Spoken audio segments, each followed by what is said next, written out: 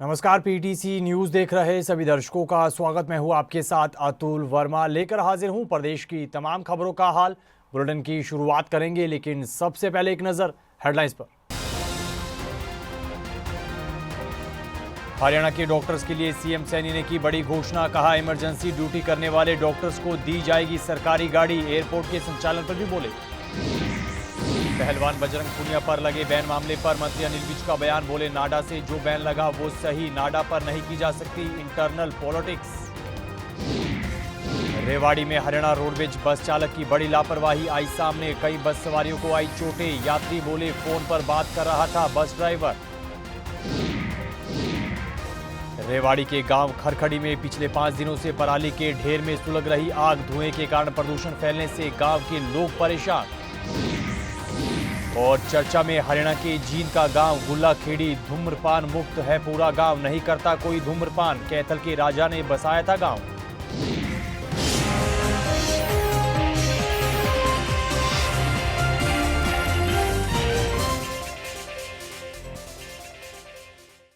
तो चलिए बुलेटिन की शुरुआत करेंगे बड़ी खबर के साथ। प्रदेश के मुख्यमंत्री नायब सिंह सैनी ने हरियाणा के डॉक्टर्स के लिए बड़ी घोषणा की है। हिसार दौरे पर पहुंचे मुख्यमंत्री नायब सिंह सैनी ने घोषणा करते हुए कहा कि अब से इमरजेंसी में सेवा देने वाले डॉक्टर्स को सरकारी गाड़ी दी जाएगी, जो डॉक्टर को घर से अस्पताल लाएगी और फिर वापस भी छोड़ेगी। इसके अलावा मुख्यमंत्री ने अग्रोहा मेडिकल में कैंसर अस्पताल को जल्द मंजूरी देने की बात कही। वहीं मुख्यमंत्री ने मेडिकल कॉलेज के लिए 31 लाख रुपए की ग्रांट देने की घोषणा की। साथ ही महाराजा अग्रसेन के नाम पर एयरपोर्ट का संचालन जल्द शुरू होने और पीएम मोदी द्वारा उद्घाटन की बात कही। और वैश्य समाज की बड़ी मांग को मानते हुए अग्रोहा को पर्यटन स्थल में विकसित करने के लिए यहां टीले की खुदाई की मंजूरी भी दी है। स्वास्थ्य सेवाएं उपलब्ध कराने के हमारे लक्ष्य को पूरा करने में ये महत्वपूर्ण योगदान दे रहा है। इसके लिए मुझे बड़ी खुशी है। मैं आप सब अग्रवाल समाज का भी दिल से बहुत बहुत धन्यवाद और स्वागत भी करता हूँ। मुझे खुशी है कि माननीय प्रधानमंत्री नरेंद्र मोदी जी ने मेडिकल हब बनाने का जो विजन देश के अंदर लिया है, उन्होंने ये विजन रखा है। उनके इस विजन को साकार करने के लिए चिकित्सा संस्थाओं में पर्याप्त संख्या में डॉक्टरों और पैरामेडिकल स्टाफ का उपलब्ध होना आवश्यक है। इसलिए हम हर जिले में एक मेडिकल कॉलेज स्थापित कर रहे हैं। अभी हमारे जनरल डीपी वत्स जी ने इस बारे में बात भी की है कि हम इंफ्रास्ट्रक्चर तो खड़ा कर देंगे, उसके अंदर इक्विपमेंट भी लगा देंगे, परंतु उसको संचालित करने के लिए जब तक हमारे पास टेक्निक डॉक्टर नहीं होंगे तो हम उसको, वो हमारे लिए व्यर्थ है, हम कुछ नहीं कर पाएंगे। तो इस बात को ध्यान में रखते हुए मुझे खुशी है आज आप लोगों को ये बात बताते हुए, जो हमारे चिंता हमारे जनरल डीपी वत्स जी ने भी की थी, ये बड़ी चिंता है और इस चिंता के लिए हम सबको भी इस बात की चिंता करनी चाहिए। अभी कुछ और शब्द भी कुछ कह रहे थे। हरियाणा के कैबिनेट मंत्री और पूर्व में खेल मंत्री रहे अनिल विज ने पहलवान बजरंग पुनिया पर लगे बैन मामले पर अपनी प्रतिक्रिया दी है और कहा कि बजरंग पुनिया पर जो नाडा ने बैन लगाया वो बिल्कुल सही है, लेकिन नाडा एक अंतर्राष्ट्रीय संस्था है, ऐसे में नाडा पर इंटरनल पॉलिटिक्स नहीं की जा सकती। इस दौरान मंत्री अनिल विज ने किसानों के प्रदर्शन को लेकर प्रतिक्रिया दी और पंजाब सरकार के साथ साथ कांग्रेस और राहुल गांधी पर निशाना भी साधा। वहीं भूपेंद्र सिंह हुड्डा पर निशाना साधते हुए अनिल विज ने कहा कि भूपेंद्र सिंह हुड्डा का डेंगू अब 5 साल तक नहीं उतरेगा। जो मुख्यतः ये जो है किसान जो हैं वो पंजाब की धरती पर बैठे हुए हैं और पंजाब सरकार कुछ नहीं कर रही है। पंजाब के मुख्यमंत्री कुछ नहीं कर रहे हैं। ना आप पार्टी का जो सर्वे सर्वा है केजरीवाल, उन्होंने आके कभी उनसे हाल पूछा है, और ना कांग्रेस पार्टी के राहुल गांधी आए हैं, ना खड़गे जी आए हैं, और ना ही प्रदेश से भूपेंद्र सिंह हुड्डा जी गए हैं। तो इनको हल करना, ये उनकी बातें सुने, उनको समझाएं, वो उठ जाएंगे तो रास्ते अपने आप खुल जाएंगे। नहीं, देखिए, नाडा एक अंतर्राष्ट्रीय स्तर की संस्था है और उसके ऊपर इस प्रकार की इंटरनल पॉलिटिक्स का कोई आरोप लगाया नहीं जा सकता है और उसकी जो क्रेडिबिलिटी है वो हमेशा उच्च रही है, तो वो ठीक नहीं है किसी प्रकार का आरोप लगाना उनके ऊपर। हाँ, नाडा ने ठीक ही किया। विधानसभा चुनाव में भीतर घात के मामले पर मंत्री अरविंद शर्मा ने प्रतिक्रिया दी है। उन्होंने कहा कि सरकार और संगठन की जानकारी में सारी बातें हैं। इस दौरान उन्होंने किसानों के मुद्दे पर भी अपनी प्रतिक्रिया दी है। मंत्री अरविंद शर्मा ने कहा कि पीएम मोदी ने जितने काम और फैसले किसानों के हक में लिए उतने किसी भी पुरानी सरकार ने नहीं लिए। पराली से जुड़े मामले पर किसानों को पुनर्विचार करना चाहिए। इस दौरान मंत्री अरविंद शर्मा ने राज्यसभा चुनाव और विपक्ष की लगातार बयानबाजी पर प्रतिक्रिया भी दी है। देखिए, ऐसा है, मैं किसान भाइयों से, आदरणीय किसान भाइयों से अपील करता हूं कि जितना ध्यान प्रधानमंत्री नरेंद्र मोदी जी के नेतृत्व में किसानों का जितना ध्यान रखा है, आज तक किसी प्रधानमंत्री ने इतना ध्यान किसानों का नहीं रखा। हरियाणा सरकार ने नायब सैनी जी के नेतृत्व में 24 फसलों पर एमएसपी, जो सबसे बड़ी मांग थी, किसानों की सबसे बड़ी मांग थी कि हमारी फसलों की खरीद एमएसपी पर हो, तो 24 फसलों की खरीद एमएसपी पर देना कोई छोटी बात नहीं, और शुरू कर दी। जब जिस दिन अनाउंसमेंट की उस दिन शुरू कर दी। तो मैं ये कहता हूँ, मोदी जी का कितना फोकस है कि मेरे देश के किसान की आमदन दुगनी नहीं और कई गुना बढ़े। कई फसलों में दुगनी तो कब की कर दी, कई फसलों में, लेकिन मोदी जी का कितना ध्यान है। आगे बढ़ते हैं, खबर रेवाड़ी से है। रेवाड़ी में हरियाणा रोडवेज के बस चालक की बड़ी लापरवाही सामने आई है, जिसके चलते 40 बस सवार यात्रियों की जान बाल बाल बची है, लेकिन कई यात्रियों को चोटें आई है, जिन्हें इलाज के लिए ट्रॉमा सेंटर में भर्ती करवाया गया है। बताया जा रहा है कि रेवाड़ी बस स्टैंड से महेंद्रगढ़ के लिए निकली हरियाणा रोडवेज की बस गोपाल देव चौक के पास एक ट्रक से जा टकराई।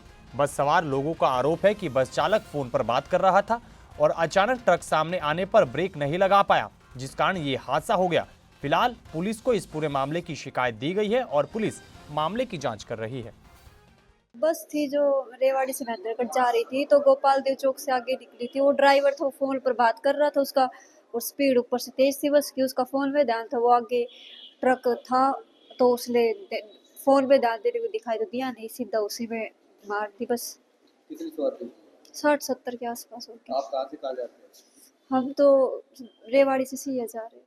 ये बस में जा रही थी, तो तभी इसका एक्सीडेंट हुआ, तो इसका फोन आया, तो हम तो घर से आए हैं, तो यहाँ आके पता लगा इसको चोट लगी है, नाक में फ्रैक्चर है, और बस वाले की गलती बता रहे हैं, क्योंकि वो फ़ोन यूज कर रहा था बस चलाते समय, और तेज़ भी चला रखी थी उसने बस, और पीछे से मारी है। उसकी कोई गलती नहीं थी, सामने वाले की, सारी गलती बस वाले की थी।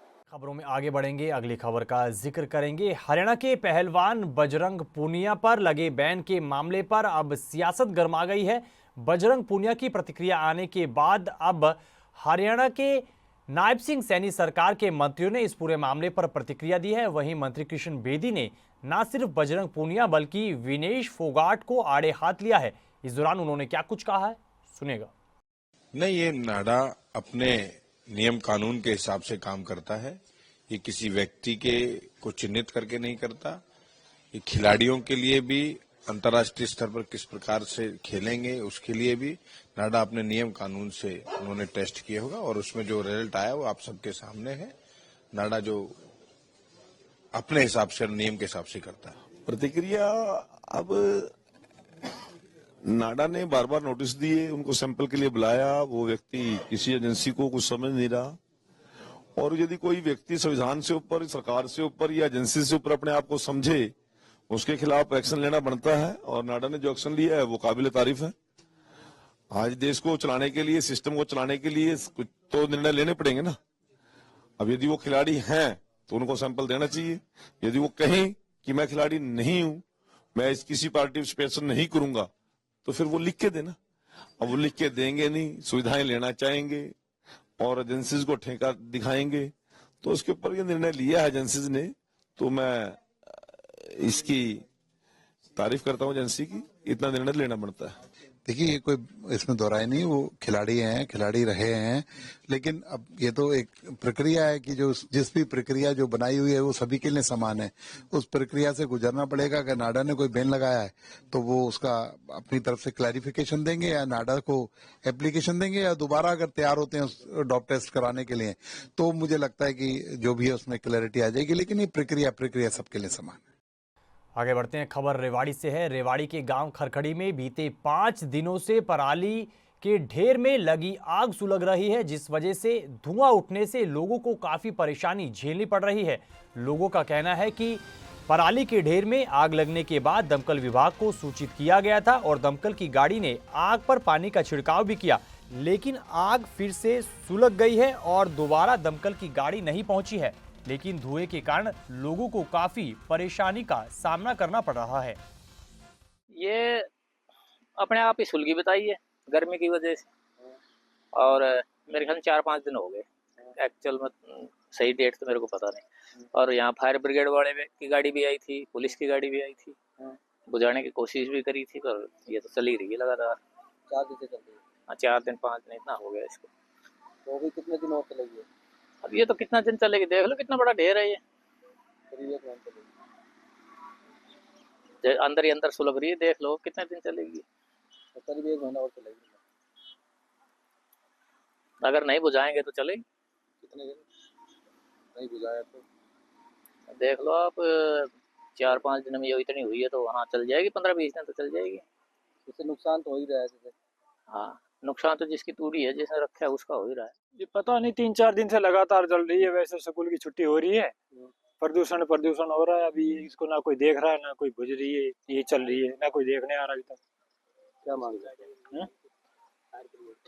मांग यही है कि इनको इनकी देखभाल करे, देखे। अगर इतना ही ध्यान रखना है सरकार को, इसका भी ध्यान रखे, इसको भी बुझाए और भी ध्यान रखे कहीं। प्रदूषण फैलेगा अभी तो पीछे तक घनी है, फैलता ही रहेगा। ऐसे ध्यान नहीं देंगे तो और लग जाए कहीं ना कहीं। ये ध्यान नहीं दे, क्या पता और भी कहीं लग रही हो। गाँव को नुकसान है, मतलब गाँव को नुकसान है। सारी प्रदूषण हो ही जाता है जितनी हवा के साथ जाता है। धर्मनगरी कुरुक्षेत्र में अंतर्राष्ट्रीय गीता जयंती महोत्सव की शुरुआत हो गई है, जिसमें लोग बड़ी संख्या में पहुंच रहे हैं। वहीं बीते दिन प्रदेश के राज्यपाल बंडारू दत्तात्रेय ने बतौर मुख्य अतिथि शिरकत की। इस दौरान उन्होंने सरस क्राफ्ट मेले का अवलोकन किया और मीडिया सेंटर का उद्घाटन भी किया। इसके अलावा राज्यपाल बंडारू दत्तात्रेय ने महाआरती में भी हिस्सा लिया। इस मौके पर पूर्व मंत्री सुभाष सुधा, थानेसर से कांग्रेस विधायक अशोक अरोड़ा समेत कई महंत भी मौजूद रहे। खबरों में आगे बढ़ेंगे, अगली खबर का जिक्र करेंगे। हरियाणा समेत पूरे देश भर में धूम्रपान के मामले लगातार सामने आते हैं और ये आम बात है, लेकिन धूम्रपान के कारण कैंसर की वजह से लोग अपनी जान गंवाते हैं। लेकिन हरियाणा का एक गांव ऐसा है जो चर्चा में बना हुआ है और ये गांव पूरी तरह से स्मोकिंग फ्री है। जींद के गांव गुल्लाखेड़ी में कोई भी आदमी धूम्रपान नहीं करता है। गांव की आबादी 800 के करीब है। लोगों का दावा है कि इस गांव गुल्लाखेड़ी को कैथल के राजा उदयवीर ने बसाया था और करीब 200 साल से धूम्रपान मुक्त गांव की ये परंपरा आज तक चली आ रही है। एक गांव जी धुआं बीड़ी ते मुक्त है जी। ये जो जिसने नगर बसा सी वो भाई साहब कैथल दे राजा का वजीर से, राजा उदय सिंह का। वो सिख राज था उस टाइम में, वहाँ से उसने तंबाकू को मुक्त किया था, फिर आके नगर बसा था। इस करके मुक्त है। तो कितने सालों से प्रथा चल रही है? कम से पौने 200 साल हो गए। 200 सालों से? पौने 200 साल। अच्छा जी। हाँ। तो क्या छोटे बच्चे से लेकर बड़े बूढ़े तक? छोटे से लेके बड़े से तक A to Z। तो अगर मान लो कोई ऐसा करते मिलता तो फिर क्या? नहीं जी, वो परमात्मा से डरता है। सिक्खी के धर्म से, सिख धर्म से जी डरता है, परमात्मा से डरता है। तो कितना बड़ा गांव है जी? कितने लोग रहते हैं इसमें जी? 150 हैं जी, जनसंख्या जी 750 के। मैं शुरू से ही जी जो हमारा दादा था जी, मतलब उससे वो कर था जी, बंद कर था जो। कौन? ये धूम्रपान तो कैथलिया राजा करता नहीं, उसका पकड़ा भी अदलियार था हमारा पूरा। तो उसी नगर बसाया था, उस मतलब यह प्रथा चली आ रही। तो उसके रोग का बीड़ी गया तम्बाकू इसके अंदर कोई हाथ लंदा पूरा ग्राम धूम्रपान मुक्त है। हाँ पूरा ग्राम टोटली। तो क्या फिर गांव में कोई बिकता भी धूम्रपान को बिकता? बस कोई मिल तो जाए बाइक कॉल मेरे ख्याल में को रखा है थोड़ा बहुत वो चिमटी चमटी गल दे कोई बाहर वाला खाता है।